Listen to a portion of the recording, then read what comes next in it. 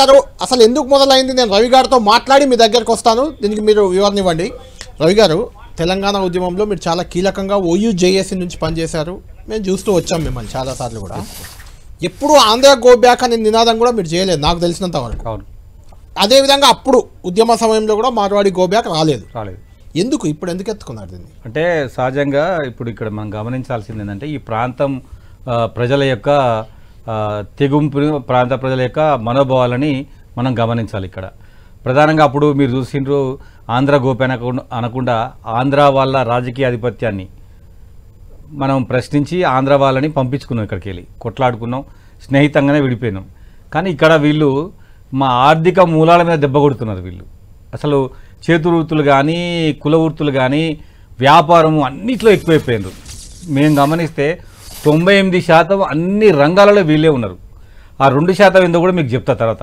అయితే ఈ 10 ఏళ్ల కాలంలో ఆఫ్టర్ తెలంగాణ వచ్చిన తర్వాత వీళ్ళు ఎక్కువ మంది రావడం తెలంగాణకు జరిగింది. ఎందుకంటే ఇది ఒక నిజాం కాలంలో వజ్రాలు అమ్మిన ప్రాంతం. చాలా హైదరాబాదులో తెలంగాణలో చాలా డబ్బు ఉంది. అంటే ఇక్కడ ప్రభుత్వము చాలా ధనవంతమైన ప్రభుత్వం ఉంది ఇక్కడ. సో వాళ్ళకి ఏంటంటే కన్ను పడింది ఇక్కడ తెలంగాణలో మొత్తం. అప్పటికే ఒక కుటుంబం నుంచి ఒక్కొక్క వాళ్ళు వచ్చి ఉన్నారు. వాళ్ళు వచ్చి వాళ్ళకి సంబంధించినటువంటి ఒక ఆయన బంగారం దుకాణం, ఒక ఆయన కిరాణా దుకాణం పెట్టుకొని ఉన్నారు. ఎప్పుడైతే తెలంగాణ వచ్చిందో ఆంధ్ర వ్యాపారులు కొద్దిగంత పోయిన వాళ్ళు పున్నారు. తర్వాత వాళ్ళ ప్లేస్లో వీళ్ళు మొత్తం దిగబడ్డారు. ఇక్కడ తండ్రి రావడం, కొడుకు రావడం, అల్లుడు రావడం, బామ్మడి రావడం, మొత్తం పరివారాన్ని మొత్తం కూడా తీసుకొచ్చి వివిధ వ్యాపారాలలో పెట్టిండ్రు. పెట్టేసి వాళ్ళ ఆధిపత్యం బాగా చెలాయిస్తున్నారు. దాంట్లో కూడా 2 నెంబర్ దందా, జీరోమాలు, నకిలీ, డూప్లికేటు చర్చిద్దాం. ఇప్పుడు ఎందుకు మొదలు పెట్టారు ఇది? ఇప్పుడు అంటే ఈ వారం 10 రోజులు ఎందుకు మొదలు పెట్టద్దు? ఇప్పుడు మాకు దీనికన్నా ముందే మేము స్టార్ట్ చేసినాం. మా మంచి పాయింట్లో మేము స్టార్ట్ చేసినాము. అది మేము ఎప్పటి నుంచో దీని గురించి మాట్లాడుతున్నారు. తూఫాన్లో గొడవైంది, సంగారెడ్డిలో గొడవైంది, ఖమ్మంలో గొడవైంది. దీనికి ముందు చాలా సంఘటనలు జరిగినాయి. కానీ కరెక్ట్గా ఈ పాయింట్ టైంకి మీ సంఘాన్ని ఈ నెల 20వ తారీఖున ప్రారంభించాలనుకుంటే 10వ తారీఖే ఒక మోండా మార్కెట్ కాడ సంఘటన జరిగింది. అది ఫస్ట్ది కాదు, చివరిది కాదు. దానికి మాకు సంబంధం లేదు. అది జరిగింది, మాట్లాడుకున్నారు, అయిపోయింది. కానీ ఇవాళ తెలంగాణలో ఒక విద్యార్థి నాయకుడు పిలిపిస్తే ఎక్కడికెక్కడికి జనాలు బంద్ చేసుకున్నారు. అంటే ప్రజలకు చేరింది ఉద్యమము. అంటే ఎట్లా అంటే వాళ్ళకు వీళ్ళు చేసే ఆగడాలు మొత్తం కూడా ప్రజలకు తెలుసు. రవి గారు, పిడమర్తి గారు, మీరు OUలో చదువుకున్న విద్యార్థి నేత. గతంలో BRS అంటే తెలంగాణ ఉద్యమ పార్టీగా ఉన్న TRS నుంచి మీరు ఎమ్మెల్యేగా కాంటెస్ట్ చేసిన నాయకుడు.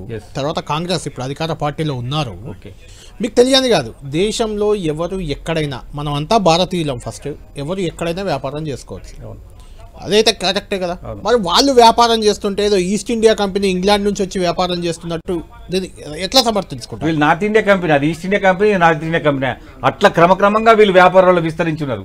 ఇప్పుడు వీళ్ళు సాధ్యమా? వాళ్ళని పంపించడం సాధ్యమా? అది కరెక్టా?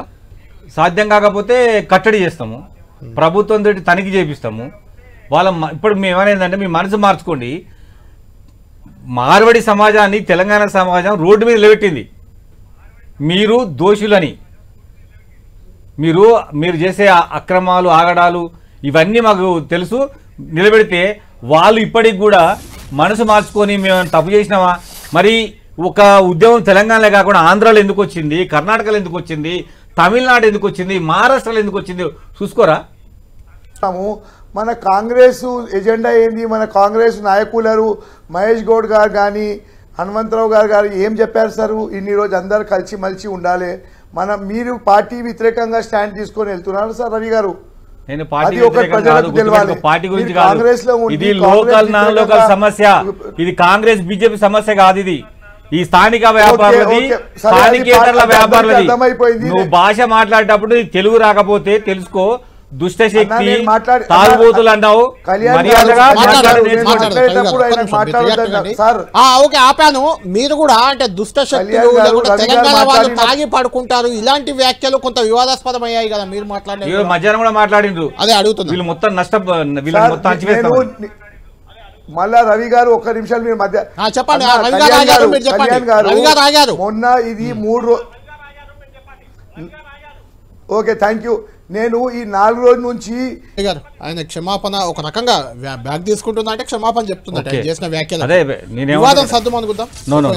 ఇది వివాదం కాదు, క్షమాపణ కాదు. ఐఎమ్ విత్డ్రాయింగ్ మై వివాదం కాదు, ఇది వివాదం కాదు.